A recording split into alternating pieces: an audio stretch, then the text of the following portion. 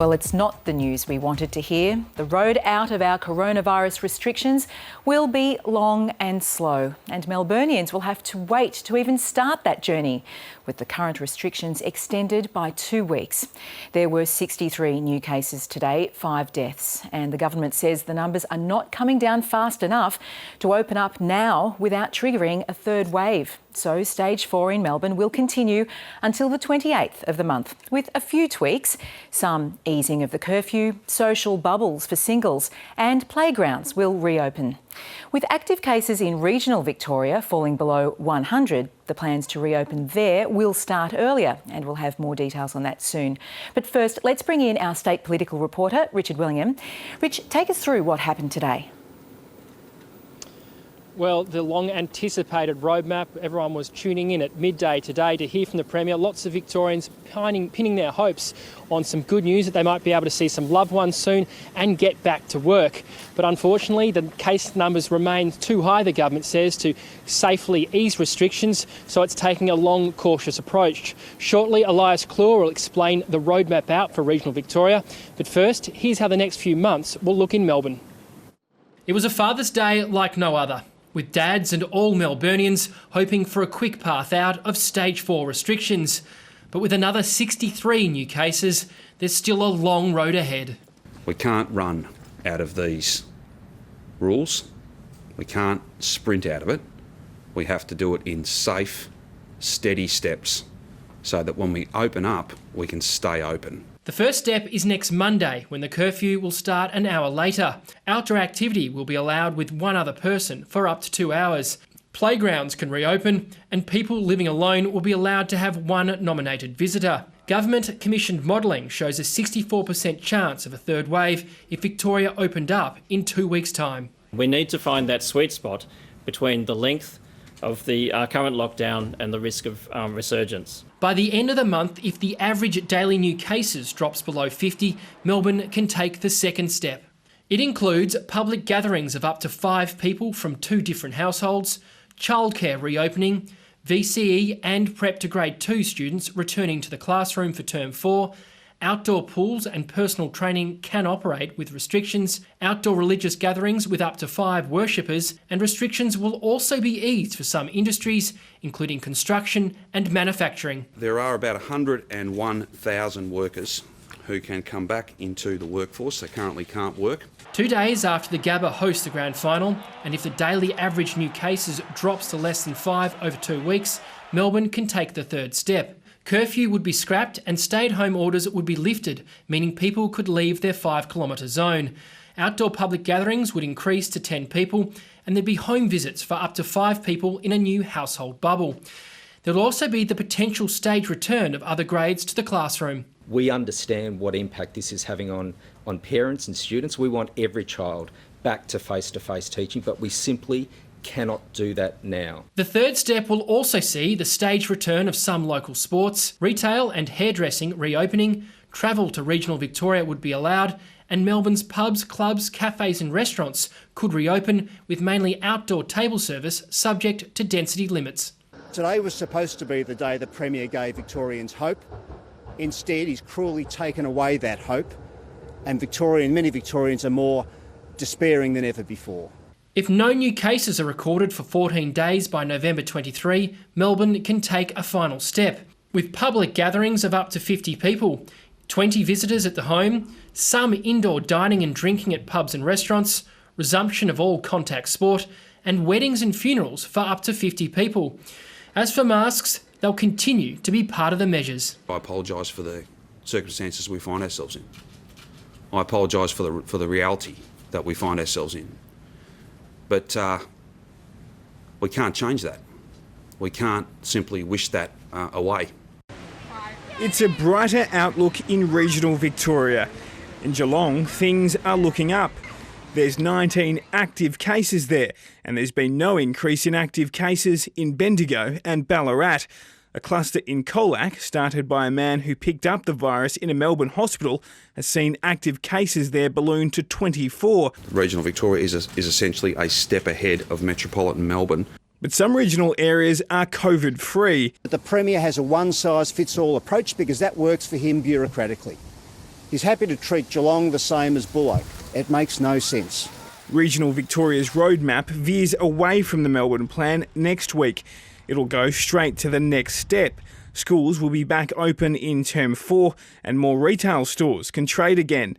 The pace at which regional Victoria gets to very low case numbers will mean, in all likelihood, that it'll be ahead of Metro Melbourne. There's no time frame on the next step. If there's an average of 5 cases or less recorded over 2 weeks, then hospitality, larger gatherings, travel to other regional areas and local sport for adults could be allowed. Currently, the daily average of cases in the regions is just over 5.5. It'll be perhaps a matter of weeks before regional Victoria can move to a very different range of settings. If there's no cases over 14 days, gatherings of up to 50 and modest-sized weddings and funerals will be given the green light, and there'll be no restrictions on outdoor recreation. Health authorities say all cases in regional Victoria have come from outbreaks in Melbourne.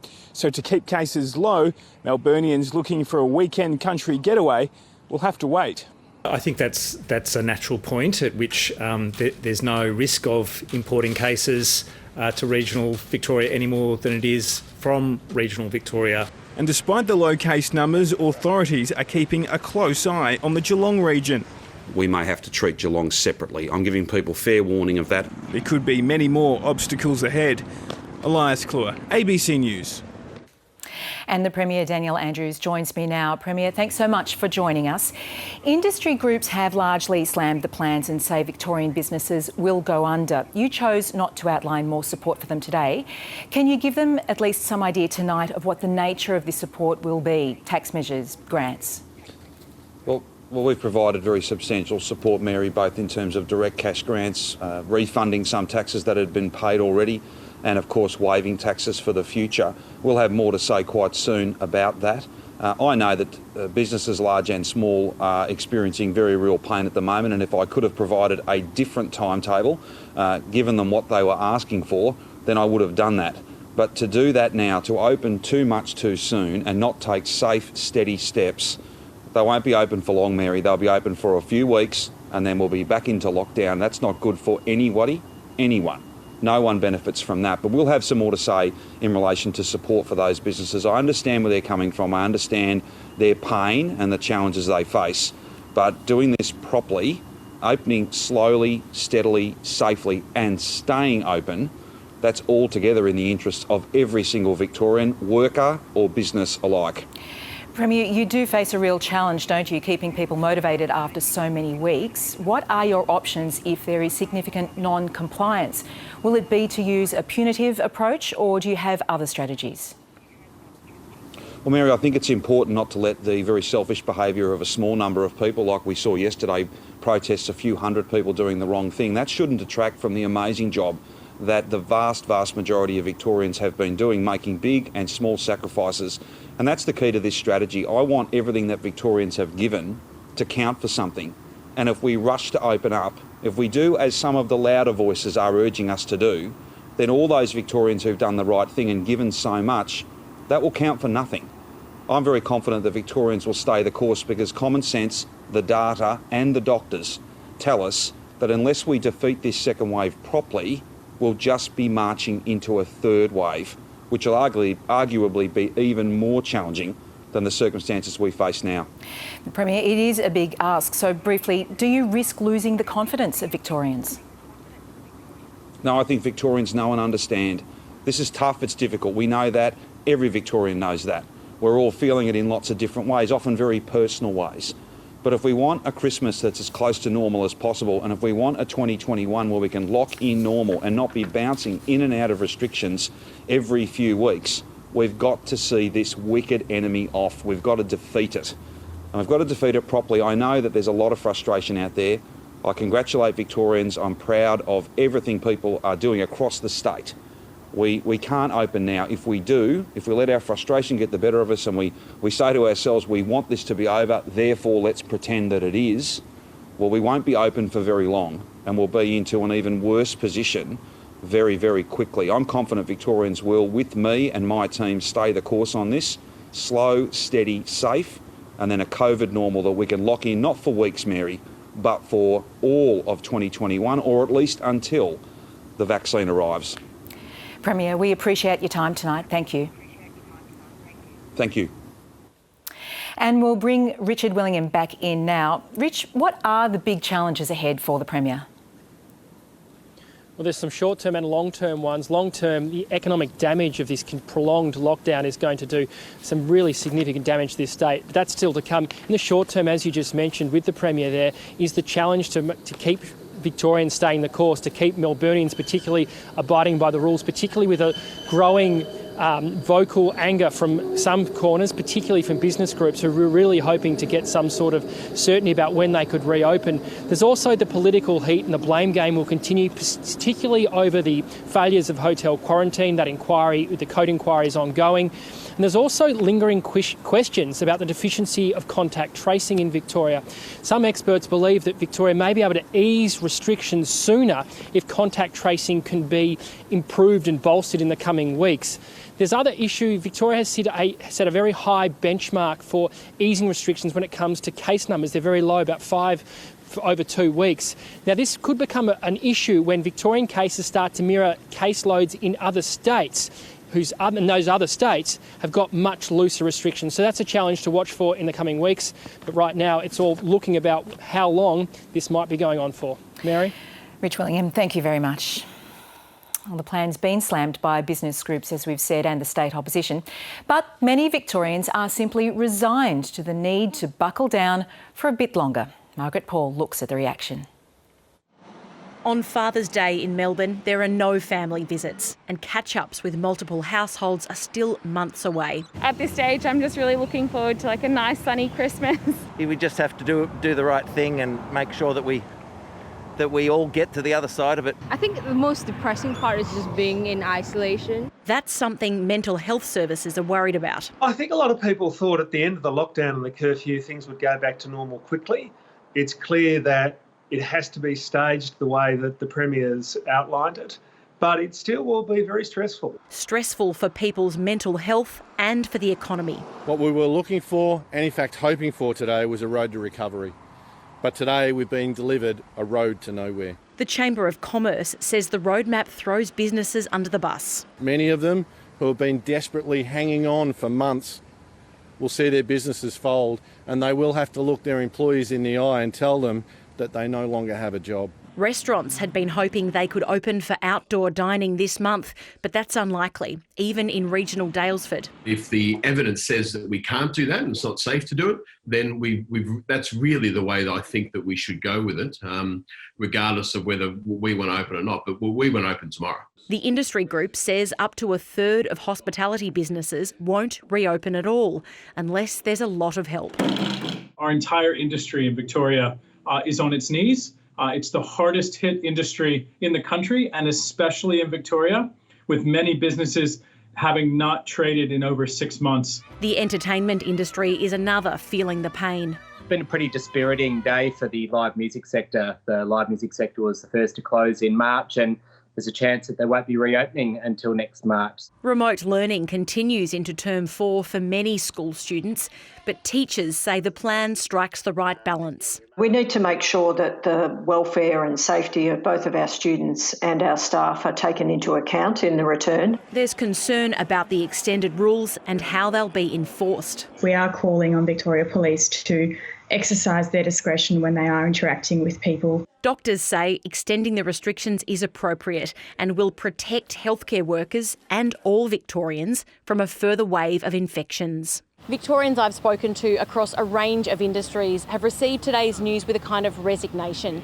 Many said it'll be even more important now for people to look after each other, from small business owners to healthcare workers, singles and families. Margaret Paul, ABC News, Melbourne. The state's prolonged lockdown will impose a heavier economic burden on the nation, and Scott Morrison wants everyone to know he holds the Andrews government responsible. The Prime Minister's issued a statement with his most senior Victorian ministers describing today's announcement as crushing for residents here. Here's National Affairs correspondent Greg Jennett. Good morning, sir. Good morning, nice to be with you. No one had badgered more for a roadmap to get Victoria out of lockdown than Cabinet's senior Liberal from the state, Josh Frydenberg. But the longer journey Dan Andrews has sketched out isn't exactly what the Treasurer or his Prime Minister had hoped for, and they're not making much effort to hide their disappointment either. Their joint statement with Greg Hunt decries extended lockdowns as hard and crushing news, distances the Commonwealth with a reminder that timings are decisions solely for the Victorian government. And just so there's no confusion, adds the roadmap released today is a Victorian government plan. The statement's blunt because it reflects a deeply held conviction in the ministerial wing here that whatever the cause of its second wave, Victoria had already set itself up to fail with a woefully inadequate contact tracing regime. The Morrison government again holds up New South Wales with its daily case numbers in the low double digits as the model for testing, tracing and quarantining, a view backed by its medical advisors. The Commonwealth stands ready to provide further assistance with contact tracing in Victoria, which is now arguably one of the most important tasks in Australia, if not the most important task. An extended lockdown means extended economic pain too, and the business lobby wants big brand, national retail chain reopenings fast-tracked. They see about 10 million customers a year. No customer transmissions. Why can't these things start to open? The last cost estimate on Victoria's shutdown was around $10 billion, so the figure can only go up from here. But if more support is needed, the Morrison government's keeping its powder dry, offering only to talk to Victorian industry so far, not exactly rushing to lob any more money on the table.